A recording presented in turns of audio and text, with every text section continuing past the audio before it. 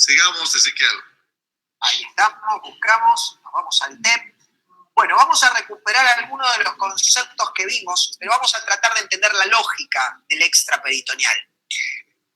¿Por qué la literatura, por qué los defensores del extraperitoneal dicen que es el acceso más próximo al ideal? Primero, no vamos a ingresar a la cavidad abdominal. Esto es cierto, no transgredimos los límites sea del peritoneo para el TEP tradicional y de la hoja posterior de la vaina del recto para la versión ampliada. Hay un menor riesgo de lesiones viscerales, y claro, es concreto si yo no me voy a meter dentro de la cavidad, las lesiones inadvertidas, aunque son de muy bajo porcentaje, no van a existir. Hay un bajo riesgo de hernia del sitio del trocar, claro, es muy claro, porque para que haya tengo que transgredir las dos hojas aponeuróticas.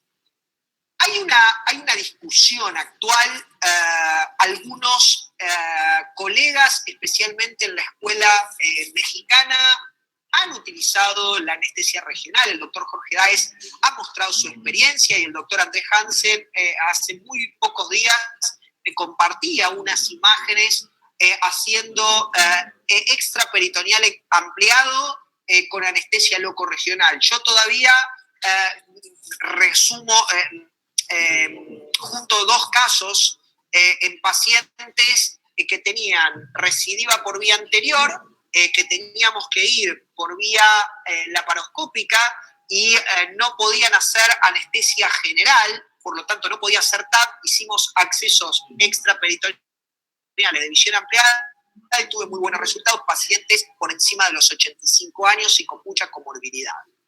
Adecuada visualización anatómica de la región inguinal, esto es muy discutido porque esta es la piedra angular de los grandes detractores del extraperitoneal, pero yo creo que estoy de acuerdo. Yo diría que tiene no una eximia, excelente o adecuada, no, tiene la misma visualización del acceso TAP. El problema que tiene el extraperitoneal es crear el acceso y poder hacer lo que decía Claudio Bernard: el que no sabe lo que busca no entiende lo que encuentra, razón por la cual parece ser que al cirujano le es más fácil abrir el peritoneo y reconocer más rápidamente las estructuras en un acceso transabdominal. Pero por sobre todas las cosas, hay una técnica que se ganó sus adeptos por sus resultados, que es la técnica de estopa, y si usted quiere llamar el RIP estopa para el TEP de visión ampliada, no hay ninguna duda que es una excelente técnica que de alguna manera remeda endoscópicamente quienes hacen estas estrategias. Ahora, el TEP tiene limitaciones en cuanto a los espacios, grandes hernias inguinoescrotales. Hoy me tocó operar una hernia encarcelada que estaba deslizada, con múltiples episodios de atascamiento, que estaba fuertemente fibrosada, lo cual me llevó a transformar un TEP a un TAP. La cirugía pélvica previa en manos con cierta expertise, tomando algunos recaudos como el sondeo vesical, podría ser una limitante. En lo personal, si a mí me hacen la pregunta al terminar mi exposición, prefiero ir por TAP. La obesidad en los pacientes posbariátricos, el faldón, genera cierta dificultad en la manipulación del instrumental. Cuando los pacientes tienen una corta distancia entre el ombligo y el tubérculo púbico, también es un verdadero dolor de cabeza, pero lo que sí no lo aconsejo es en los cirujanos principiantes. Ahora, ¿cómo hacer para superar esta barrera de los accesos extraperitoneales? Esto lo hizo él, un gran maestro personal, el doctor Jorge Daes, con quien he compartido varios eventos. Entre ellos tuve el honor de que me ha invitado a disertar en un evento que fue el Super Summit de Medtronic en Barranquilla, en Colombia, y la verdad es que ahí pudimos discutir algunos aspectos. Él hace su primera publicación en la revista mexicana, luego lo hace en la colombiana, y finalmente creo que el gran auge fue su publicación en Surgical Endoscopy, allí en el año 2012, donde la posición que él plantea es tomar de punto de referencia un concepto más que una nueva técnica. Lo que él plantea como principio publicado en el año 2012 es que uno puede acceder desde cualquier punto de la pared abdominal dentro de lo que es el espacio retromuscular y extraperitoneal. En este sentido ha hecho un gran trabajo en este manual de Seixas, donde muestra perfectamente todos los aspectos vinculados al TEP de visión extendida y fundamentalmente ¿qué plantea el ITEP? ¿Qué hace el ITEP en comparación con el TEP? Fundamentalmente soslaya esas limitaciones del TEP. Fundamentalmente ya el campo quirúrgico deja de ser reducido y ya no restringe la colocación de los puertos de trabajo. Fíjense que al elevar el puerto óptico en la visión extendida, a diferencia del TEP tradicional, lo que hace es te da un mayor margen de trabajo y por lo tanto el espacio se amplía y la disposición de los puertos de trabajo es mucho más amigable y por sobre todas las cosas podemos comenzar con el concepto de la triangulación tan importante en la laparoscopía. Fíjense, aquí estamos trabajando con un colega, se ve perfectamente el puerto óptico casi en el hipocondrio izquierdo, utilizamos el puerto de mano izquierda en el ombligo y en un punto equidistante entre el ombligo y el pubis para el otro puerto de trabajo de la mano derecha, cosa que en el TEP debería haber colocado la óptica en el ombligo y hacia abajo los otros dos puertos de trabajo. Este es un caso ideal para que vean la secuencia que es exactamente igual en el extraperitoneal clásico que en el ITEP. Fundamentalmente vemos un paciente que tenía cirugía prostática, un paciente con una recidiva a la derecha, colocamos el puerto óptico alejado del umbilical, que es el puerto de trabajo tradicional, y esto nos permite elevar un poco más la disposición de los puertos de trabajo. Lo que se hace tanto en TEP como en ITEP es exponer la hoja anterior de la vaina del recto, es decir, que rebatimos la grasa del celular subcutáneo. Una vez que la rebatimos, hacemos una incisión con bisturí onja 11, siempre el filo mirando hacia arriba, y finalmente divulsionamos en el mismo sentido la dirección de las fibras longitudinales del músculo recto. Lo que siempre a mí me gusta hacer es una disección digital. Esto me permite percibir con el pulpejo del dedo las fibras musculares y con la uña fundamentalmente la hoja posterior de la vaina del recto. Una vez que creamos este espacio digital, podemos utilizar o no un trocar balón. Este trocar balón yo lo aconsejo en el inicio de la curva de aprendizaje. Merced va pasando el tiempo, uno puede utilizarse o valerse de la presión de dióxido de carbono y de la óptica para hacer una disección en abanico, siempre bien controlada y suave, Roma, para no generar lesiones vasculares y sangrados. Esto lo que permite es una creación del espacio controlada, que al mismo tiempo va generando hemostasia de pequeños vasos que pueden ir fraccionándose. Fíjense que hacemos una insuflación del balón a una presión y a una velocidad constante. Una vez que generamos el espacio, colocamos el trocar de 10 milímetros y un tips que les sugiero, que les aconsejo, es dar un puntito sobre el ángulo que es hacia el cirujano de la hoja anterior de la vaina del recto y hacer esta especie de torniquete para no tener fuga de dióxido de carbono y que el paciente no tenga enfisema subcutáneo. Fíjense que este es el espacio creado, se ve perfectamente la hoja posterior de la vaina del recto, por aquí estamos encima del arco de Douglas, lo que tienen hacia adelante es peritoneo por debajo del arco de Douglas y las fibras musculares del músculo recto. Aquí ya ven una aguja 58, está marcando fundamentalmente la colocación del puerto de trabajo y del más alto y del más inferior, y se ve perfectamente estas imágenes en peine que no se ven en el acceso TAP, que son fundamentalmente las ramas colaterales de los vasos epigástricos inferiores. Acá se ve perfectamente la distribución de los puertos de trabajo, el trocar óptico alejado al ombligo y fundamentalmente los dos puertos operadores. Aquí se ve perfectamente otra disposición del equipo quirúrgico.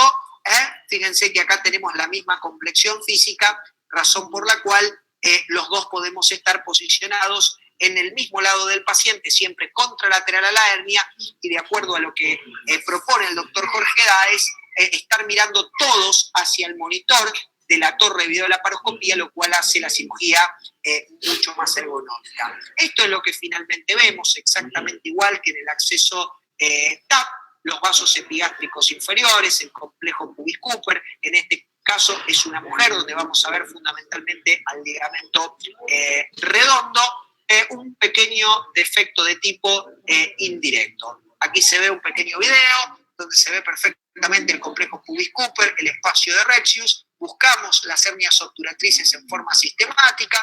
En este caso, la paciente era una deportista de alta competencia. Decidimos hacer este abordaje extraperitoneal y tenía, como van a ver ahora, un pequeño lipoma, pero muy pequeño lipoma paraherniario, o sea, indirecto, lateral, que era lo que le generaba dolor y dificultad tras la realización de los ejercicios físicos que le demandaban su actividad deportiva. Aquí ingresa directamente al espacio de Bogros. La idea es generar el mismo espacio de trabajo, ahí se ve el pequeño lipoma, y se genera el mismo espacio de trabajo que el que trabajamos en el acceso de tipo TAP. Con respecto a la fijación, ya las directrices son muy claras, las guías lo dicen todo. Nosotros inicialmente, como le dije a la pregunta que me hizo Tito, usábamos mallas tridimensionales porque nos parecían mucho más cómodos y ergonómicos para la reparación de este tipo de hernias. Merced fue pasando el tiempo, nos fuimos adaptando de la misma manera que nos fuimos adaptando con la estrategia TAP. Y acá yo lo que traigo fundamentalmente es algunas cuestiones que tienen que ver con la técnica TEP y sus limitaciones, el campo quirúrgico reducido y la disposición de los puertos de trabajo. Aquí les estoy mostrando fundamentalmente el tema anatómico planteado por los grandes detractores, fundamentalmente a la izquierda ven una imagen TEP, y a la derecha ven una imagen TAP. Y esto ya lo decía Claude Bernard: el que no sabe lo que busca no entiende lo que encuentra. La anatomía es única y la disección es exactamente la misma. La única ventaja del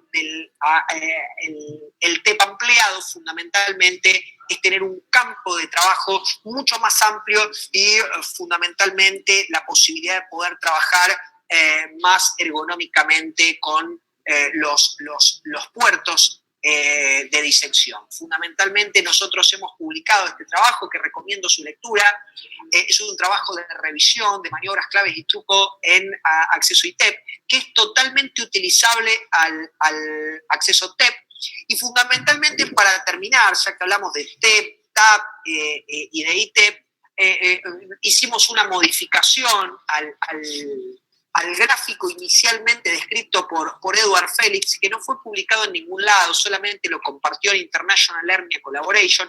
Nosotros le pedimos autorización y le agregamos una columna más y pusimos las ventajas que tiene el ITEP. De alguna manera, yo aquí les puedo resumir cuáles son las ventajas y desventajas que no solamente dice Edward Felix, sino que con un grupo de colegas publicamos, sino que es parte de mi experiencia y mi práctica profesional.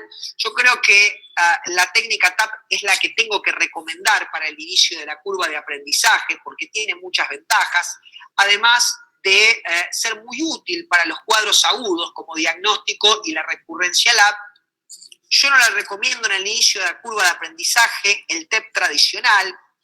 Lo tengo limitado a casos muy puntuales, fundamentalmente en mujeres delgadas o en atletas muy delgados, y fundamental, hombres y mujeres, y el ITEP creo que es una ampliación de la visión del TEP que hoy día suple algunas de las limitaciones que fueron fuertemente cuestionadas para la versión clásica. En definitiva, cuando a mí me preguntan por qué haces la laparoscopía y no haces la hernioplastia tradicional, como algunos llaman convencional, cosa que para mí no es, porque el 98% de mis pacientes los opero por laparoscopía, por lo tanto la laparoscopía es mi cirugía convencional, es porque cuando llegan a mi consultorio, este es el paciente que lo opero por cirugía abierta y este es el paciente que lo opero por laparoscopía. En conclusión, muchos de estos tips nosotros los hemos volcado en nuestro manual práctico porque siempre hay que ponerse en un punto que es no solo decir lo que hacer, sino que también demostrarlo con el ejemplo.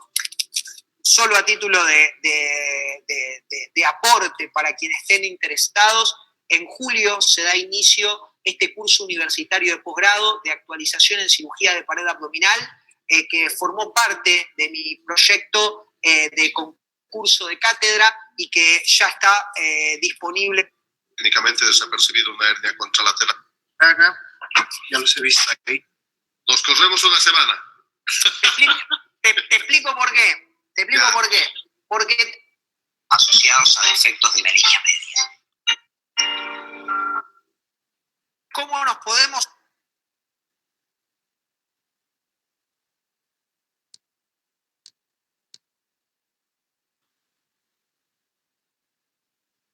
Con esto hemos completado lo que es TAP como procedimientos quirúrgicos para la región inguinal. Hay una variedad de trastornos de la pared abdominal que se conocen como las diástasis de los rectos. Esto es más común en las personas por encima de 50 años y en las mujeres con múltiples embarazos, en que queda debilitada la pared muscular anterior, en que los músculos se atrofian, los músculos rectos del abdomen se atrofian y el sobre, la aponeuritis que incluye a los músculos, queda excedentaria. Entonces, cuando el paciente, esto es muy notorio en los varones, trata de levantarse, se produce una especie de ventración en la línea media que se llama diástasis, no es hernia. Entonces, este ha sido un problema. La reparación por laparotomía exige una herida extremadamente larga que va del sifoides hasta el ombligo y obviamente un defecto cosmético de importancia, porque habría que aproximar nuevamente la vaina de los rectos y encima colocar una malla, una prótesis. Entonces este mismo procedimiento lo van a ver con la clase de Ezequiel, que es la malla, la aplicatura de la vaina de los rectos y la malla por vía mínimamente invasiva.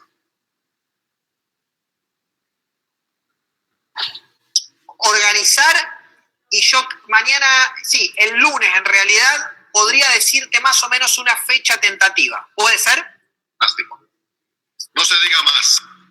Bárbaro. Bueno, vamos con el video. Vamos, pará porque lo tengo. No estoy compartiendo ahí, ¿no? No. No, pará. Porque quiero ver primero. Ahí está. Un segundito.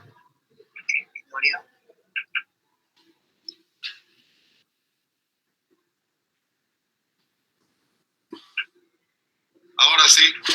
Bueno, es un regalo para todos ustedes esto. Díganme si escuchan.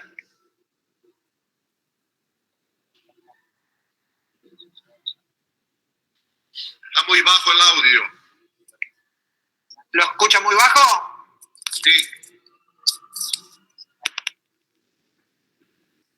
A ver, aguarden un segundo.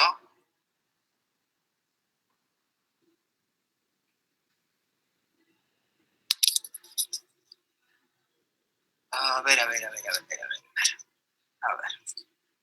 Deme un segundito. Claro. Deme un segundo. Un segundo.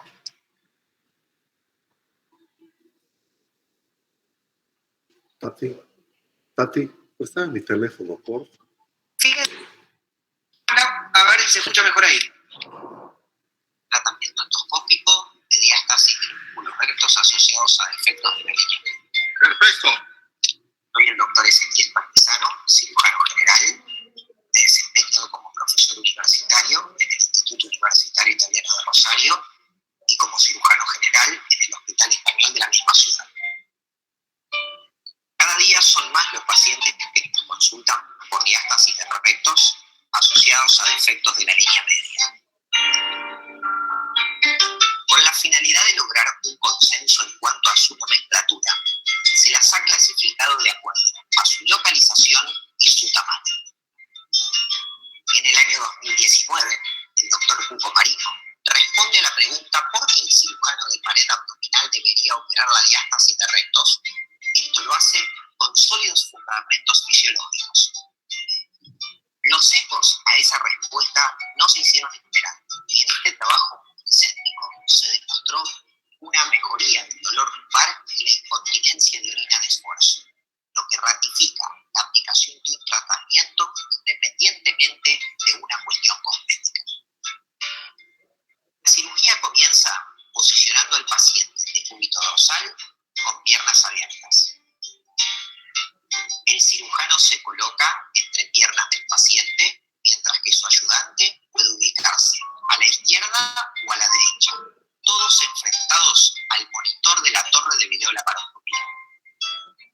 Se mide la distancia cifopubiana para realizar la primera incisión suprapúbica y se comienza con la disección de la neocavidad. Esta disección puede hacerse con maniobra digital o bien instrumental con pinza de Fester. La pinza de Fester permite una disección de un campo de trabajo mucho más amplio.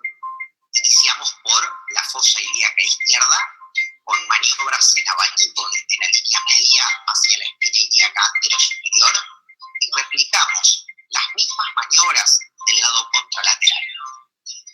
Concluida la disección del espacio en fosa ilíaca derecha, colocamos un trocar de 10 o 12 milímetros por la incisión suprapúbica, el cual vamos a conectar al insuflador a una presión de dióxido entre 8 y 10 milímetros de mercurio. La resultante es la creación de un espacio que remeda la imagen de una mantarraya. Una vez colocado el trocar óptico, se hace un inventario de la neocavidad y se busca el sitio de emplazamiento del puerto de mano derecha en fosa ilíaca izquierda. Se realiza disección con hook monopolar desde la línea axilar media hacia medial, siempre visualizando la hoja anterior de la vaina del recto y hacia distal, llegando al reborde costal. Como podemos apreciar, se puede identificar por dentro y por fuera el reborde costal. Una vez que completamos la disección del lado izquierdo, se procede a cruzar la línea media, disección del lado contralateral y exposición de la cicatriz umbilical. Una vez identificada, procedemos a su liberación. Esto podemos hacerlo con hook monopolar o con tijera fría. Debemos explorar y reducir el contenido herniario. Recordar que muchas veces la misma presión del dióxido de carbono lo hará espontáneamente. Finalizada esta etapa, debemos proseguir con la disección del resto de la línea media. En este punto, debemos prestar fundamental atención a otros defectos herniarios que no hayan sido advertidos en los exámenes preoperatorios. La disección siempre debe completarse hasta el apéndice cifoides. Esto puede ser puesto de manifiesto mediante maniobras palpatorias o bien con la punción transparietal con una aguja 58. Como puede observarse en estas imágenes, la disección del espacio puede realizarse solo con dos trócares: el trocar óptico a la mano izquierda del cirujano y el trocar operador a la mano derecha del cirujano. De esta manera, no será necesario un ayudante hasta este momento de la cirugía. Esta disección debe completarse hasta obtener el signo del sol naciente. Identifica la posición de los músculos rectos, tamaño de la diástasis y se coloca el tercer trocar. De esta manera, manera, iniciamos la reaproximación de los músculos rectos. Sugerimos la utilización de sutura barbada de calibre 1 de material PDS, con aguja de 36 milímetros cuando utilizamos instrumental de 5 milímetros y aguja de 26 milímetros cuando utilizamos instrumental de 3 milímetros. Continuamos con la sutura. Vamos traccionando por cada pasada o cada 2 pasadas de acuerdo al tipo de material utilizado. En casos que se cree una brecha peritoneal con fuga de dióxido de carbono a la cavidad y creación de neumoperitoneo, colocamos la cánula de aspiración, aspiramos, traccionamos el hilo de sutura y con esto conseguimos eliminar la fuga del dióxido de carbono a la cavidad peritoneal. Debemos recordar que una de las características primordiales de este tipo de sutura es que a medida que vamos dando cada uno de los puntos se autofija y por ende se supone que la línea de sutura no se afloja. Para culminar no realizamos un nudo de sutura, sino que basta con hacer 2 o 3 pasadas de reversa para finalmente concluir con la reaproximación de los músculos rectos.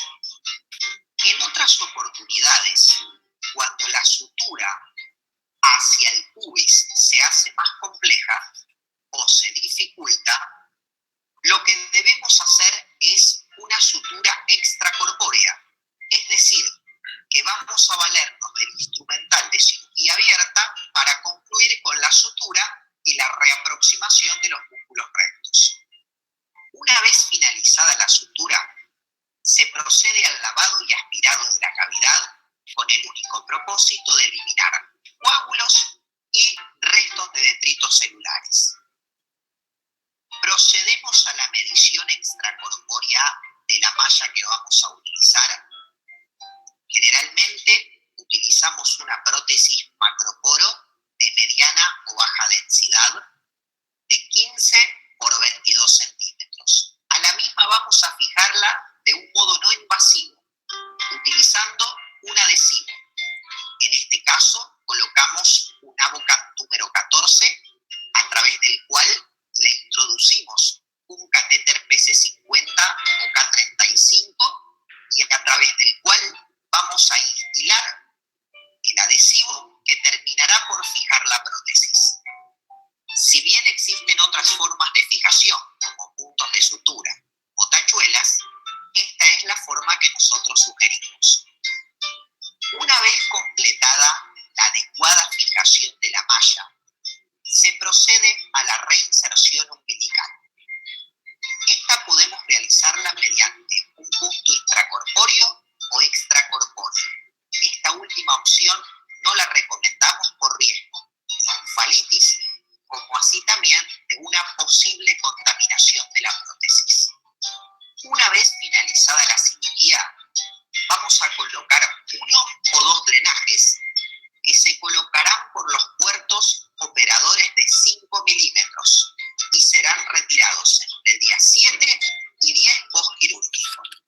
Este es el aspecto en el postoperatorio inmediato. Se colocará una faja de abdominoplastia, la cual utilizará durante 30 días. Preoperatorio de diástasis M1-M5-W2, en la cual se decidió tratamiento endoscópico, y aquí podemos ver el postoperatorio al 5º día.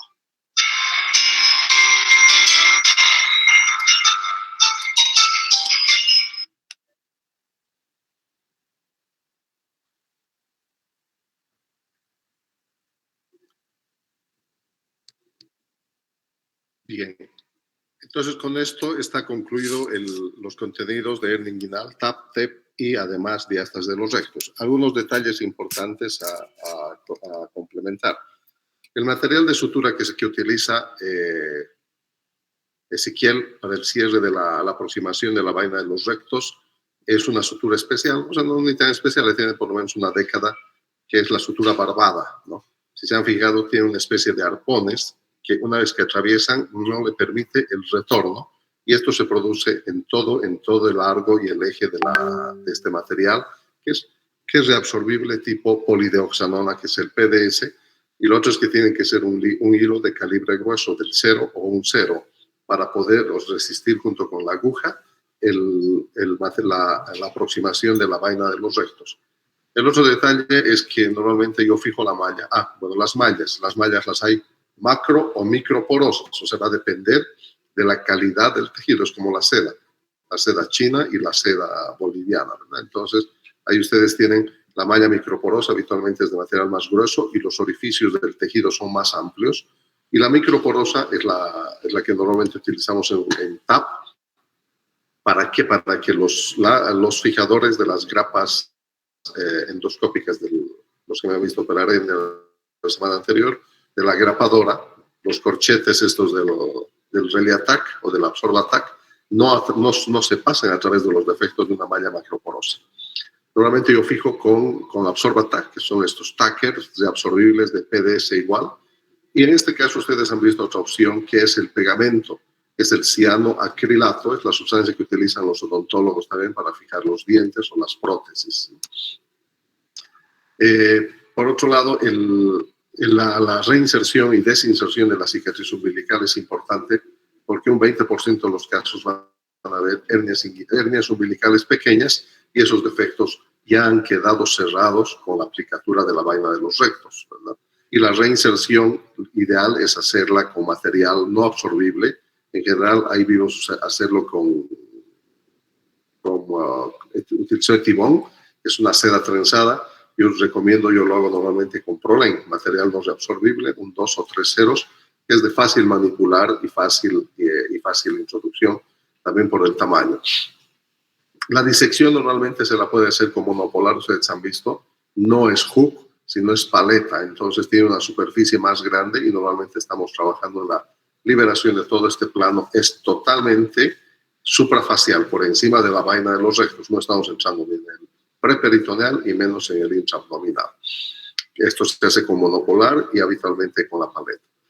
Y otros detalles de que estéticamente el resultado es impresionante, pero esta disección de todo este plano entre la grasa y la vaina de los rectos va a hacer que filtre, como en la cirugía cosmética, la cirugía plástica, seromas que se van acumulando por el lapso de unos 5 a 7 días. Ese es el tiempo en que tiene que permanecer este tipo de drenajes suctores de presión negativa, como el Evovac o los Jackson Pratt. Eso se tiene que hacer con anestesia general, y normalmente todo el procedimiento se realiza a través de 3 pequeños orificios, uno de 10 milímetros para la óptica y 2 de 5 milímetros para los puertos de trabajo. No se necesita otro tipo de equipo de electrocirugía, ¿no? Aún teniendo un armónico, lo único que hace es demorar. En este caso, la disección es muy suave en ambos lados de la línea media, con un monopolar tipo paleta. Tiempo quirúrgico promedio, estamos hablando de alrededor de 1 hora y media con la instalación de la malla. Permanencia con el protocolo ERAS, que es la cirugía de corta instancia, estamos hablando de 24 horas. El dolor es mínimo y la recuperación es pronta. Lo que tienen que utilizar son fajas que permitan contener y precozmente, a partir del 6º o 7º día, entrar a lo que es fisioterapia para recuperar la tonicidad muscular y la tonicidad cutánea, o sea, un manejo integral de la pared abdominal y en este caso de la diástasis. Preguntas. Una comunicación, voy a operar enseguida en la María de los Ángeles a las 7. Vamos a terminar en 5 minutos. Los que viven cerca, Papa Paulo, esquina Germán Urquidi, frente a la plazolita esta de los curas. Vamos a operar una cole a las 7. Así es que los que viven cerca pueden venir. Clínica María de los Ángeles. Preguntas.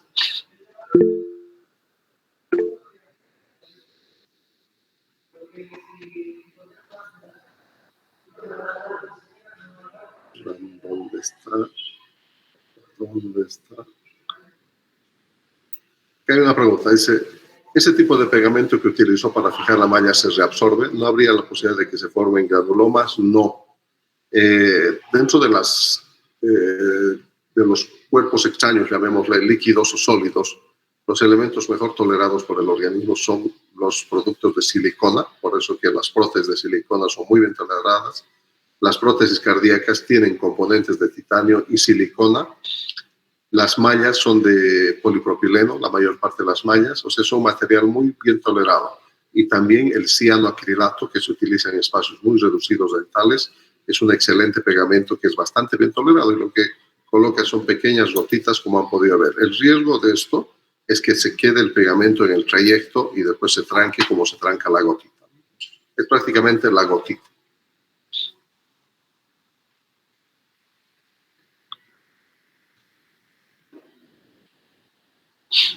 No hay más preguntas. Las clases las vamos a retomar, creo, la próxima semana, ¿no? Porque empieza la semana médica y el lunes solo prácticas con mi grupo en el hospital. Nos vemos en 15 minutos los que puedan a la Clínica María de los Ángeles. Chao, jóvenes. Hasta luego, doctor. Buenas noches, doctor.